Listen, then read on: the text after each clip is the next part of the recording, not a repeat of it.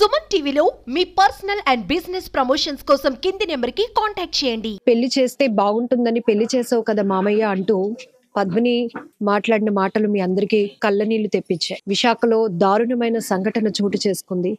ప్రతిరోజు జుత్తు పట్టుకొని కొట్టడం, గోడకేసి కొట్టడం, మెట్లు పెంచు కింద మీద నుంచి కింద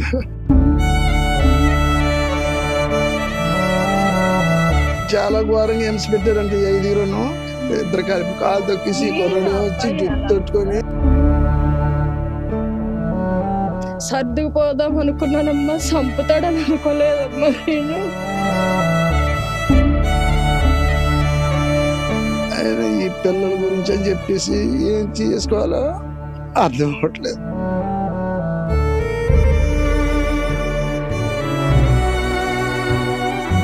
అన్నం తినేటప్పుడు కంచు లాగేసుకునేవాడు.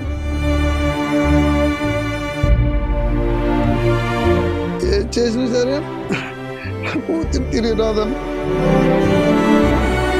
నా కూతురికి జరిగిన అన్యాయం ఇంకో కూతురికి ఎవరికి కూడా జరగకూడదమ్మా. అనకాపల్లి జిల్లా కొత్తూరుకు చెందిన పద్మినికి ఎందుకు అంత కష్టం వచ్చింది? ఇక్కడ ఇద్దరు కూడా పద్మిని పిల్లలు. అసలు పసి హృదయాలకి ఏమీ తెలియదు, కానీ ఎంత కర్కశమైన హృదయమో అతంది. పిల్లలిద్దరిని కూర్చోబెట్టి వాళ్ళ ముందు ఒక పురుగుల మందు డబ్బా పెట్టి భార్యని బెదిరించాడు అంటే ఆ మనిషిని ఇంకా ఏమనాలో మాటలు కూడా రావటం లేదు. అసలు ఏం జరిగింది? పద్మిని అంత దుఃఖంతో తన మామయ్యకి తన కష్టాన్ని చెప్పుకోవడానికి ఎందుకు ఫోన్ చేసింది? ఆమె ఈ రోజు చనిపోవడానికి కారణం ఏంటి? వాళ్ళ పేరెంట్స్ మనతో పాటు ఉన్నారు. ఏమైందండి అసలు? అమ్మ పాపకి 2018లో ఇచ్చి పెళ్లి చేసాము. 5 నెలలను ఆ గాజువాకి చెందిన సోమేశ్వర అనే సరస్వతి సోమేశ్వర అనే వ్యక్తికి ఇచ్చి పెళ్లి చేసామండి. పెళ్లి సమయంలో దగ్గర 8 లక్షల రూపాయలు కట్నం, బంగారు ఇవన్నీ దగ్గర 12 లక్షల రూపాయల వరకు అయిందండి. అయితే ఈ మధ్య అతను మళ్ళీ అదనంగా నాకు 5 లక్షల రూపాయలు కావాలి అని చెప్పేసి వాళ్ళ ఆడబడుచు అలా ఆయన విపరీతంగా కూడా హింసించడం జరిగిందండి. అయితే తను హాస్పిటల్లో జాయిన్ అయిన తర్వాత మాకు ఈ విషయాలు చెప్పారు ఆ పాప. అయితే అతను 1వ తారీఖు సాయంత్రం మందు పెట్టేసాడంటండి, పురుగుల మందు పెట్టాడంట. ఈ మందు నువ్వు తాగవా లేదంటే పిల్లలు చంపేయమంటావా, పిల్లలకి పట్టమంటావా అని చెప్పేసి అంటే ఈ పాప ఎదిరించడం వల్ల అతనికి ఏదో గ్యాస్ మీద పడిపోతే ఆ కోపంలో పిల్లలు పట్టితే అడ్డుకున్నదని చెప్పేసి ఆడపడుచు అతను వాళ్ళ తమ్ముడాలు జుత్తు పట్టుకొని నోట్లో బాటిల్ పెట్టేసి వాంతి అవ్వకుండా చెయ్యి పెట్టి గట్టిగా నొక్కేసారటండి. ఆ 1వ తారీఖు సాయంత్రం జరిగింది. మాకు 3వ తారీఖు రాత్రి ఫోన్ చేసి చెప్పాడు నాకు, ఇలాగ మీ పాప మందు తాగేసింది, పురుగుల మందు తాగేసింది, నాకు తెలియదు, కేజీహెచ్ తీసుకొచ్చాను, ఇక్కడ బాగానే ఉంది హాస్పిటల్, మీరు రండి అని చెప్పేసి అంటే నేను వెళ్ళబోతుడికి పాప మాట్లాడలేని స్థితిలో ఉందండి, గొంతుకది కాలిపోయింది. అప్పుడే రాజేంద్ర ప్రసాద్ వారిలో ఐసీయూలో చేర్పించారు 3వ తారీఖుని.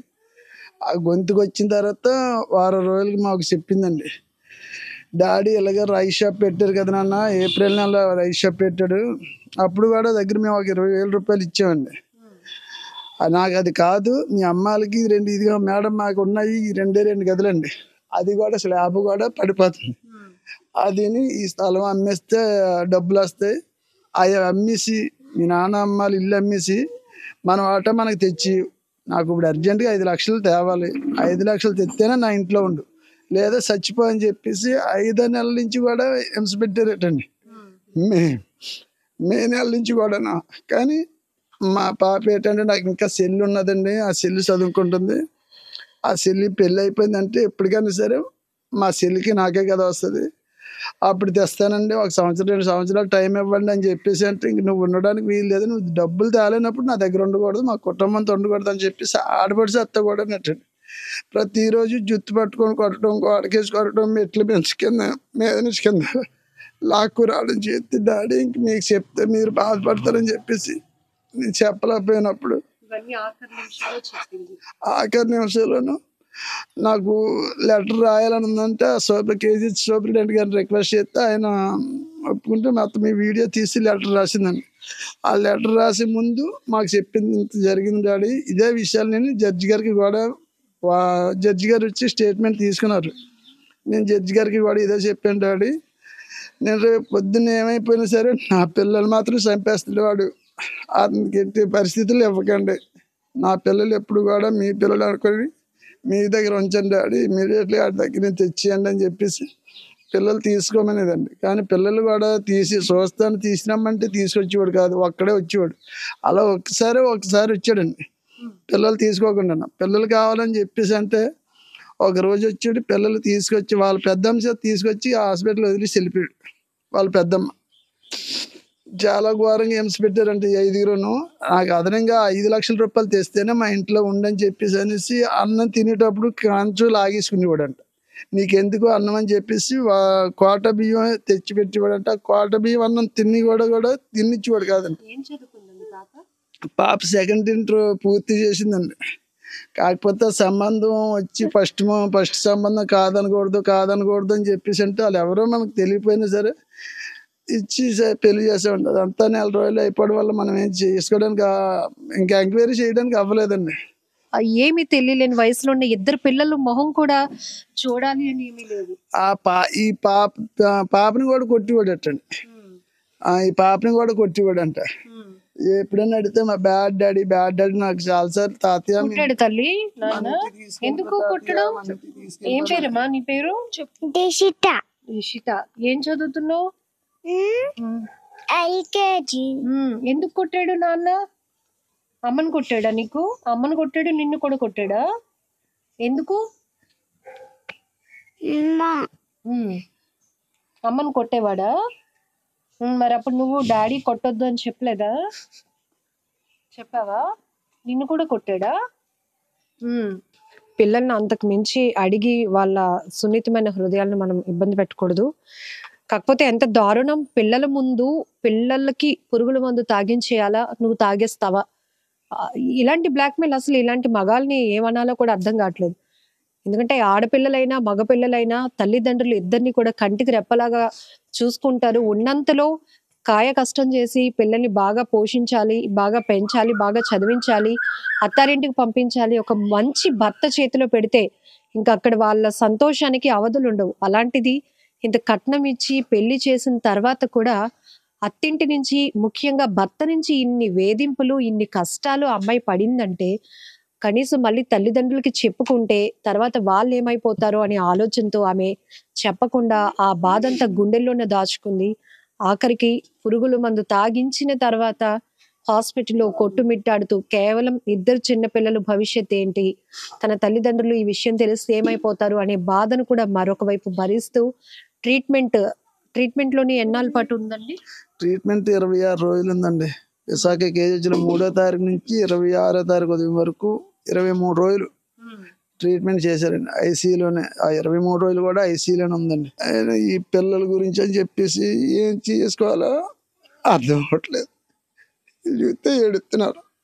నేను ఫార్మసీ లంకెలపాలెం ఫార్మసీలో హెల్పర్గా చేస్తున్నానండి. నాకు వచ్చేది 13,000 14,000 జీతం వస్తుంది. ఆ జీతంతోనే బతకాలా. ఇప్పుడు ఈ పిల్లలు ఎలా బతికించుకోవాలి? అమ్మ లేకుండా ఈ 2 రోజుల నుంచి కూడా చాలా ఇబ్బంది పెడుతున్నారు మేడం. నిన్నటి వరకు కొంచెం ఇటు అటు అందరూ వచ్చేవారు. రాత్రి 11 నుంచి ఇప్పటి వరకు అన్నం తినలేదు. అమ్మ కావాలి పాప. నాకు మమ్మీ చూసినట్టు ఉంది. నాకు మమ్మీ కావాలి. మమ్మీ చూసినట్టు ఎవరు చూడడం లేదు. నాకు మమ్మీ కావాలనేసి తోవవైపు చూసుకునే ఉంటున్నారు మేడం. రాత్రి నుంచి ఇప్పటి వరకు పడుకోలేదు, తినలేదు. పిల్లలు చిన్నపిల్లడు అసలు 2 సంవత్సరంన్నర మేడం, 5 నెలలు మేడం బాబుకి. అంత దారుణంగా చంపవలసిన పనే వచ్చింది మేడం. వాడు నా ఇంటికి పంపించవచ్చు కదా, అవి ఎప్పుడూ చెప్పలేదు మేడం. ఇంతకు ముందు గొడవ అయింది. గొడవ అయితే కేసు పెట్టాం మేము ఇక్కడ అనకాపల్లి స్టేషన్ లోనే పెడితే కౌన్సిలింగ్ ఇచ్చి పాప ఉంది కదా, బాబు పుట్టలేదు అప్పుడు, పాప పుట్టింది, పాప ఉంది కదా, మనం ఇంకా చిన్న పిల్లవి, బోల్డ్ భవిష్యత్తు ఉంది నీకు. 6 నెలల వరకు బాగానే ఉన్నాడండి మేడం. 6 నెలల తర్వాత ఇంకా సైకో మేడం, డబ్బు కావాలి, నువ్వు డబ్బు తెచ్చు, అలా పెడుతూనే ఉన్నాం మేడం. అంటే ఎక్కువ కాదు కానీ మాకు ఉన్నంతలోనే 2, 5,000, 3,000, 4,000 అడిగినప్పుడు ఎక్కువ కాకపోయినా అలా ఇస్తూ ఉండేవారు. ఇంకా అలా ఇస్తూ అప్పులైపోయాం మేడం. అలా ఇస్తూ అప్పులైపోయాం ఎక్కువ. ఇంకొక పాప వయసు వచ్చేసి పెళ్ళిడికి వచ్చిన పాప ఉంది మాకు. ఇంకా ఆ పాప పరిస్థితి ఏంటి మేడం? 2 గదులు, అది కూడా శుభ్రంగా పడిపోతుంది. మాకే బావగారాలు ఎవరైనా సాయం అందిస్తేనే కానీ బతికే లేకపోతున్నాం. ఇప్పుడు ఈ బిడ్డలు మాకు అప్పచెప్పింది ఎలా మేడం? మేము ఎలా పెంచి పోషించాలి వీళ్ళని?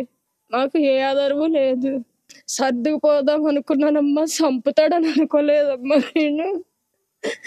కొడుతున్నాడు, తిడుతున్నాడు, సర్దుకుపోదాం, పాపకు తెలిసి వస్తుంది కదా, దాని భవిష్యత్తు ఎందుకు పాడు చేయడం అనేసి ఉన్నాను. ఉండడేమో అనేసి చెప్పింది మేడం. మాట వచ్చినప్పుడు అల్లా అదే చెప్పేది. చెల్లుంది కదమ్మా పెళ్లికి, దానికి ఏమి లేదు, మీకు ఇల్లు అమ్ముకున్న పరిస్థితి వచ్చింది, అప్పుల పాలు అయిపోయారు నాకు పెళ్లి చేసి. పెళ్లి చేసాం మేడం, 2 పురుళ్ళు వేసాం. ఒకసారి టాబ్లెట్ వేసాడు అబార్షన్కి మేమే చేయించాం, తీసుకొచ్చి హాస్పిటల్ జాయిన్ చేసి 50,000 అయ్యింది. అప్పుడు 2 పురుళ్ళు వేసాం. ఇంక అప్పటి నుంచి అలా డబ్బు పెడతానే ఉన్నాం మేడం. ఎంతటి తంతలో కాకపోయినా సగంలో సగం నా పిల్లని బాగా చూసుకుంటాడు కదా అనేసి. తను పురుగుల మందు తాగినాక గొంతంతా కాలిపోయి ఇంకా ప్రాణాలతో వచ్చింది మేడం. మేము వెళ్ళేప్పటికి మొత్తం మసిలాగా మొత్తం ఇదంతా ఒళ్ళంతా కాలిపోయి, మాట లేదు, చూపు లేదు, ఏం లేదు మేడం. అలా పడుంది. శనివారం నైట్ పట్టిస్తే సోమవారం 10:30 టైంలో తీసుకెళ్లారంట మేడం. అత్త, అబ్బాయి, వాళ్ళ అక్క, బావ, తమ్ముడు, నువ్వు డబ్బు తేలేదు కదా, నువ్వు తిండందుకు ఆరగతరాలు కాదు, నువ్వు ఉండకూడదు, డబ్బు తేవాలి, ఆ ఉన్న 2 గదులైనా అమ్మేసి తెచ్చుకో, నువ్వు తెచ్చిసుకో. ఇంక ఇదే వేధింపంట మేడం ప్రతిరోజు. అంటే అలా పురుగుల మందు వాళ్ళ భార్యకి పడుతూ ఉంటే అలా చూస్తా ఉన్నారు. కాళ్ళు తొక్కేసారంటమ్మా, కాళ్ళ మీద అడిగే 2 కాళ్ళు ఇద్దరు కలిపి కాళ్ళు తొక్కేసారంట. ఇద్దరు కలిపి కాళ్ళు తొక్కేసి కుర్రాడే వచ్చి జుట్టు తొట్టుకొని, ఒకరు జుట్టు తొట్టుకుంటే కుర్రాడే వచ్చి నోట్లో బంది బాటలు వేసి వాంత అయిపోకుండా బాటిల్ గట్టి నొక్కి పెట్టేసాడంట. మొన్న వచ్చిన వాళ్ళతో మేడం చూసావు నాన్న నువ్వు? ఏం ఇలా చేశారు? ఎవరు చేశారు అలాగా? డాడీ ఏం చేశాడు? మమ్మీ పురుగుల మందు పట్టాడు. అప్పుడు అమ్మమ్మ నానమ్మలు ఎవరు లేరా? తాతయ్యాళ్ళు ఎవరు లేరా? తాతయ్య లేరండి ఇక్కడ. తాతయ్య ఏంటి పిల్లల్ని కాళ్ళని బాగా చూసుకుంటున్నాడు అని చెప్పేసి ఆ తాతయ్యకి కాలు ఉరగొట్టేసి వేరే ఊరు పంపించారు. ఇప్పుడు 3 నెలలు అయిపోయింది, అతను లేడు, మామయ్య గారు లేరు. మన చనిపోయినట్టు కూడా మామయ్యకి కొబ్బరి చెప్పలేదంట. వీళ్ళు చనిపోయినప్పుడు కూడా చెప్పలేదంట. నేను కంప్లైంట్ ఇచ్చిన తర్వాత వాళ్ళు జైల్లో వేసామని చెప్పేసి అన్నారు పోలీసులు. అప్పుడు మామయ్యకి కబురు పెడితే ఇంటి దగ్గరికి వస్తే ఇంటి దగ్గర చూస్తే వీళ్ళు లేరంటే, వీళ్ళందరూ ఇలా అయింది, మీకు ఆర్డర్ చనిపోయింది, ఇలా జరిగిందంటే, ఇప్పుడు అతను అక్కడ ఇంటి దగ్గర ఊరికే ఏడ్చుకొని నాకు పిల్లలు కనబడకుండా చేశారు, నాకు ఆర్డర్లు కూడా చూసుకోకుండా చేశారు. ఆ విషయం అతని గురించి మాత్రం చెప్పిందమ్మా. మా మామయ్య గారు కానీ ఉంటే మాత్రం నాకు ఎలా జరగదు డాడీ, మా మామయ్య గారు ఉంటే మాత్రం నాకు ఎలా జరగదు. ఆ పిల్లలు అలా స్కూల్ తీసుకొచ్చేవాడు, పాపని బాబుని కూడా తీసుకెళ్ళి అలాగే కొని వచ్చేవాడు. ఇంకా అలాగే ఏదో ప్లాన్ వేసుకున్నాడు. ఆ ప్లాన్ మీద అతను బయటికి పంపించారు డాడీ. ఇంకా ప్లాన్ వేసుకున్న తర్వాత ఇంకెట్టి పరిస్థితుల్లో ఈ అమ్మాయిని పిల్లలు కూడా రూమ్ లో పెట్టి తాళం వేసేవాడటండి. ఒకవేళ బాత్రూమ్ కానీ వెళ్తే మాకు ఎక్కడ ఫోన్ చేసి చెప్తుందని చెప్పేసి ఫోన్ కూడా పట్టుకుపోయేవాడంట. మేము ఫోన్ కొనేసి ఇస్తే ఆ ఫోన్ ఏమో నేలకేసి కొట్టేసాడంట. నేను ఒకసారి వెళ్ళిన తర్వాత ఏమన్నా నేను కొనిచ్చిన ఫోన్ ఏదంటే డాడీ కిందన పడిపోయింది డాడీ, నా చేతిలో నుంచి జారిపోయిందని చెప్పేసి అబద్ధం చెప్పింది. ఇంకా ఫోన్ ఛాన్స్ బయటకు వస్తే వేరే ఫోన్ నుంచి ఎక్కడికన్నా చేసేస్తుందేమని చెప్పేసి తను బయటకు వెళ్ళేటప్పుడు గేట్ తాళాలు వేసుకొని తాళాలు పట్టిపోయాడంట. మళ్ళీ భోజనానికి వచ్చిన తర్వాత మళ్ళీ అతను లోపలికి వెళ్ళాలని తలుపు వేసుకొని మళ్ళీ 4 గంటలకి ఎన్ని గంటలకు బయటకు వెళ్ళేప్పుడు మళ్ళీ గేట్ వేసుకొని తాళాలు వేసుకొని అతను పట్టిపోయాడంట. వచ్చిన తర్వాత మళ్ళీ మామూలుగా అంటే బయటికి రాకుండా బంధించాడు, 4 గోళ్ళ మధ్యలో బంధించాడు. ఆ వేళ కూడా 1వ తారీఖుని పిల్లలు పడుకోబెట్టిందంటండి. 9 గంటలకల్లా పిల్లలకి భోజనం పెట్టి బెడ్రూమ్లో పడుకోబెడితే ఆ టైంలో ఇతను వచ్చి పిల్లలిద్దరిని లేపేసి యువతల గదిలో వంట గదిలో తీసుకొచ్చారు. అంటే ఫ్రంట్ ముందున్న హాల్లోకి, అందులోనే టీవీ, అందులో భోజనం. నైట్ 9 గంటలకు వచ్చి 9:30కి పట్టాడట. అప్పుడు బాటిల్ నువ్వు తాగుతావా, పిల్లలే పట్టిమంటావా, నువ్వు డబ్బులు తేలేదాను 5 లక్షలు తేలే. పడుకున్న పిల్లలు ఇప్పుడు వెనకాల గదిలో పడుకున్న పిల్లలు ముందు గదిలోకి తీసుకొచ్చి టీవీ సౌండ్ పెంచాడంట. టీవీ సౌండ్ పెంచి నువ్వు 5 లక్షల రూపాయలు తేలేదని నా దగ్గర ఉండొద్దు, మా కుటుంబంలో ఉండొద్దు, నువ్వు ఉండడానికి నీకు అర్హత లేదు, నువ్వు చచ్చిపో, నువ్వు పరుగుల ముందు నువ్వు తాగుతావా లేదంటే పిల్లలు పట్టిమంటావా అని చెప్పేసి మోత తీసి పిల్లలు పట్టబోతుంటే అడ్డుకుంటే మిగతా వాళ్ళు కింద వాళ్ళు కూడా వచ్చేసి ఇంకా అమ్మని కాళ్ళు అయి పట్టుకొని చేశారు మేడం. 5 లక్షల కోసం 5 లక్షల కట్టుకున్న కోసం. భార్యని అలా చేసి పిల్లలిద్దరికి కూడా తల్లి లేకుండా చేశారండి. చేసేసాడు. పిల్లలిద్దరు ఇప్పుడు అంటే పర్లేదండి, రేపు పొద్దున్న అమ్మేది అని చెప్పేసి అడిగితే నేను ఈ పిల్లలకి ఏం సమాధానం చెప్పి నా సంవత్సరంన్నర కుర్రాడు కనుక తెలియదు. రేపు పొద్దున డాడీ డాడీ డాడీ అంటే డాడీ డాడీ అంటే నేను ఎవరిని పిలిచేది ఎవరిని తీసుకొచ్చేది.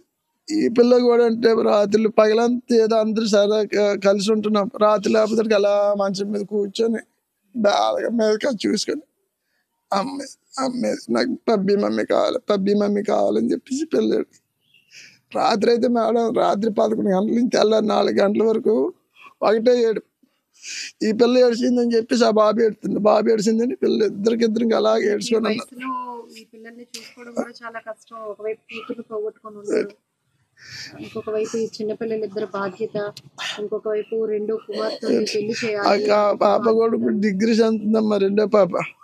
ఇప్పుడు ఈ పిల్లలు ఎలా పోషించుకోవాలో అర్థం కాలేదు. నాకు ఉన్నది ఈ 2 గదులు మేడం. అది చూడండి ఒక్కసారి లోపలికి స్లాబ్ అది ఎప్పుడు పడిపోతే తెలియదు మేడం. డాడీ ఇల్లు మారిపోతే నేను వస్తానని చెప్పేసి అనేది ఇల్లు గురించి అని చెప్పేసి ఇదంతా అంతలోకి కరెక్ట్ అమ్మని ఒక 4-5 రోజుల్లో మేము మారిపోతామని చెప్పేసి అనుకుంటే 1వ తారీఖు మాకు ఇలా చేసాడు. లేదమ్మా 1వ తారీఖు రాత్రి 9:30 పెట్టేసాడు. 3వ తారీఖు మధ్యాహ్నం తీసుకెళ్ళాడు 12 గంటలకి. చూడండి అప్పుడు కూడా పిల్లలకి అయ్యా ఈవెన్ ఒక్కదాన్నే బెడ్రూమ్ లో పెట్టేసి తలుపులు తాళాలు వేసి కిందకి వాళ్ళ అమ్మగారి ఇంటికి వచ్చేసాడు పిల్లలు తీసుకొని. మళ్ళీ సజ్జవా లేదా ఇంకా సవ్వలేదా అని అడిగాడట. అప్పుడు ఓపిక లేకుండా అలా కొట్టుమిట్ట ఆడుతుంటే లాస్ట్ మినిట్ లోనే కేజీ తీసుకెళ్ళాడు సోమవారం 3వ తారీఖు. కన్న కూతుర్ని పోగొట్టుకున్న దుఃఖంలో మీరు ఉన్నారు. ఇలా చాలా చోట్ల చాలా జరుగుతున్నాయి. అంటే అత్తారింటికి వెళ్ళిపోతే నా కూతురు బాగైపోయింది బాగుంది అని అనుకుంటారు, కానీ చాలా మంది ఆడపిల్లలు బయటికి చెప్పుకోలేక భర్త చేతిలో అత్తమామల చేతిలో చాలా కష్టాలు పడుతున్న వాళ్ళు చాలా మంది ఉన్నారు. మీరు ఏం న్యాయం కోరుతున్నారు? ఇప్పుడు పిల్లలకి ఏదైనా ఈ వయసులో కూడా మీరు ఇప్పుడు మనవల్ని మనవరాల్ని చూసుకోవాల్సిన బాధ్యత మీదే అయింది. ఏ న్యాయం కోరుతున్నారు? వాళ్ళు అలాంటి వాళ్ళని ఎలా శిక్షించాలనుకుంటున్నారు? అమ్మ వాళ్ళు బయటికి రాకుండా కఠినంగా శిక్షించాలమ్మా. ఈ పిల్లలకి ఎడ్యుకేషన్ పరంగా కానీ పిల్లలకి ఆర్థిక సాయంగా కానీ గవర్నమెంట్ ఏదైనా సాయం చేయాలని కోరుతున్నాం అమ్మా. కానీ నా కూతురికి జరిగిన అన్యాయం ఇంకో కూతురికి ఎవరికి కూడా జరగకూడదమ్మా. ఇంకా అతను బయటికి రావడానికి అర్హత ఉండకూడదు అతనికి. అంతలా శిక్షించమని చెప్పేసి కోరుకుంటున్నాము. మేము ఏం చేసినా సరే నా కూతురు తిరిగి రాదమ్మా. మా వాళ్ళందరూ డాడీ డాడీ నాన్న అంటారు, కానీ నా కూతురు డాడీ అని 26 సంవత్సరాలు. ఇప్పటికి 26 సంవత్సరాలు ఏ రోజు నాన్న కాదు డాడీ అని పిలిచింది. పిలుపులల్లో కలిపి నేను ఇంకెవరిని చేస్తున్నాను నేను. ఆ కూతుర్లో డాడీ పిల్లలు చూడు పిల్లలు ఆడి దగ్గర ఉంచొద్దు, వాళ్ళు చంపేస్తారు అని చెప్పేసి చెప్పిందండి. హాస్పిటల్లో స్టాఫ్ కూడా బాగా చూసారు, ట్రీట్మెంట్ అయితే బాగా చేశారు. కానీ ఈ మందుకి ఆడు బాగా ఆలోచించుకొని పట్టేసాడండి. ఈ మందుకి విరుగుడైతే లేదు, అది ఆలోచించి వాడు చేశాడు. మరి ఎన్నాళ్ళు ఉన్నా సరే ప్రాణంతో ఉన్నా లేకపోయినా సరే దీనికి విరుగుడు లేదు. నెల ఉండొచ్చు, 2 నెలలు ఉండొచ్చు, లేదంటే 3 రోజులకే చనిపోవచ్చు. అది మీ అదృష్టాన్ని బట్టి ఉంటుందని చెప్పేసి అంటే నేను అలా ధైర్యం చెప్పి ఏం కాదమ్మా అని చెప్పేసి అలాగే 26 రోజులు అంటే డాక్టర్లు మీ గుండె ధైర్యాన్ని మేము మెచ్చుకోవాలని మీరు ఇచ్చిన ధైర్యం పాపని 2 రోజులు కాపాడింది. లేదంటే ఇన్ని రోజులు ఈ మందు తాగిన వాళ్ళు ఎవరు ఉండరు అని చెప్పేసి డాక్టర్లు అనేవారు. ఇంకా వాళ్ళు చెప్పారు, ఇంకా మీరు ఇంకా గుండె రాయి చేసుకొని ఉండండి, గుండె ధైర్యం చేసుకొని ఉండండి అని చెప్పేసి అన్నారు. ఇంకా ఆ విధంగానే తెల్లవారేసరికి 6 గంటలకి పల్స్ పడిపోయిన తర్వాత ఆగిపోయింది. ఈ పిల్లల గురించి కొద్దిగా న్యాయం చేసి పెట్టమ్మా, న్యాయం చేసి పెట్టమని కోరుకుంటున్నా తల్లి. ప్రభుత్వాన్ని కోరుకుంటున్నానమ్మా. నేను ఎడ్యుకేషన్ పరంగా కానీ ఆర్థిక సాయం కానీ అందిస్తే నేను ఏదోలాగా నేను పెంచుకుంటున్నాను. కానీ పిల్లలు మాత్రం ఎట్టి పరిస్థితుల్లో వాళ్ళకి ఇవ్వనమ్మా. నేను రేపు పొద్దున్న మళ్ళీ ఏదన్నా కోర్టులు కానీ ఏది చేసినా సరే వాళ్ళు అడిగితే నా పిల్లలు నేను తీసుకెళ్తానని అన్నా సరే నేనైతే ఇవ్వడానికి లేనమ్మా. నేను అది పిల్లల గురించి కొద్దిగా సాయం చేయనమ్మా.